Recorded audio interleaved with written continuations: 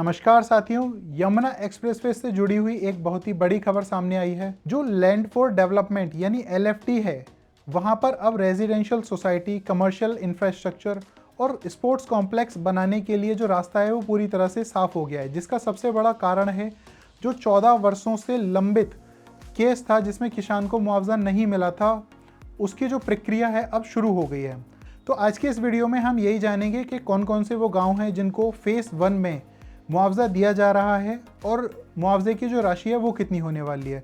इसी के साथ शुरू करते हैं आज का वीडियो। मेरा नाम है आयुष और आप देख रहे हैं यमुना एक्सप्रेसवे गुरुदेव रियल एस्टेट का ऑफिशियल यूट्यूब चैनल।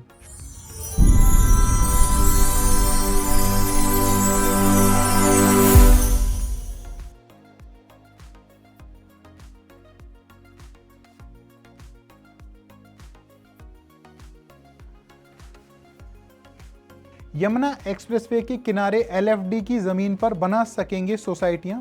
अगले 2 महीने में 7 गांव के किसानों को मिलेगा मुआवजा। LFD land. JP इंफ्राटेक को यमुना एक्सप्रेसवे के किनारे कुल 2500 हेक्टेयर LFD लैंड को विकसित करने का अधिकार मिला था। मुआवजा लंबित होने के कारण यमुना सिटी LFD लैंड पर किसानों का कब्जा बना रहा, जिससे डेवलपमेंट रुक गई थी। अब मुआवजा मिलने के बाद जमीन पोजेशन फ्री होगी और यहाँ ग्रुप हाउसिंग, स्पोर्ट्स इंफ्रास्ट्रक्चर और कमर्शियल हब्स विकसित हो सकेंगे। दोस्तों, यमुना एक्सप्रेसवे को जब बनाया गया था तो उसके किनारे पर जो 2500 हेक्टेयर्स की जो लैंड थी डेवलपमेंट के लिए, उस पर विकास करने का जो अधिकार था वो JP इंफ्राटेक को दिया गया था उस टाइम पर। लेकिन क्योंकि किसानों की एक मांग थी 64.7% एडिशनल मुआवजे की, ये पूरा मामला पिछले 14 वर्षों से पेंडिंग था। किसानों ने जो अपनी ज़मीन थी वो अथॉरिटी को नहीं दी और उस पर अपना पोजीशन बना करके रखा था। ये है LFD लैंड। अब हम जानते हैं थोड़ा सा इसके बैकग्राउंड के बारे में।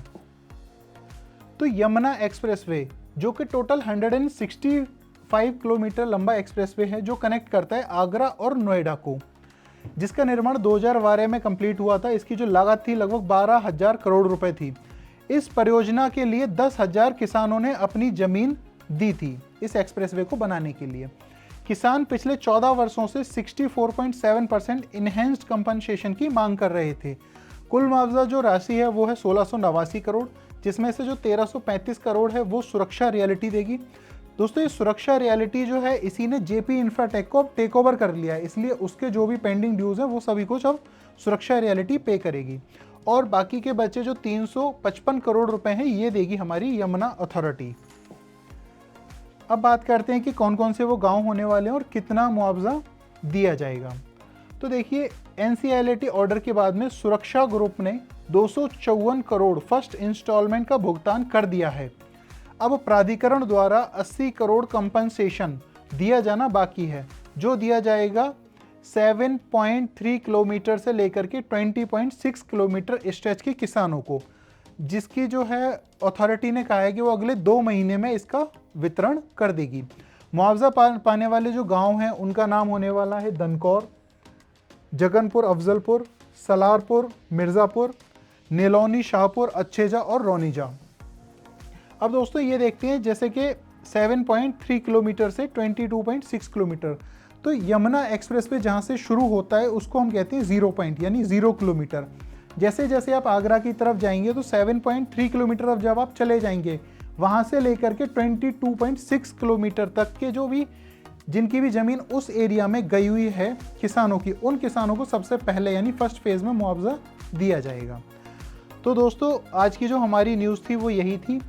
दोस्तों, इस न्यूज़ से एक बात तो क्लियर है कि जो यमुना प्राधिकरण है वो बहुत जल्द से जल्द पूरे यमुना रीजन को डेवलप करना चाहती है, जिसके लिए वो बहुत तत्कालिक प्रभाव में काम कर रही है। दोस्तों, आज की इस वीडियो में इतना ही।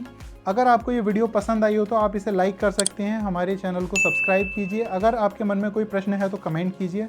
मिलते हैं किसी अन्य वीडियो में। जय हिंद, जय भारत।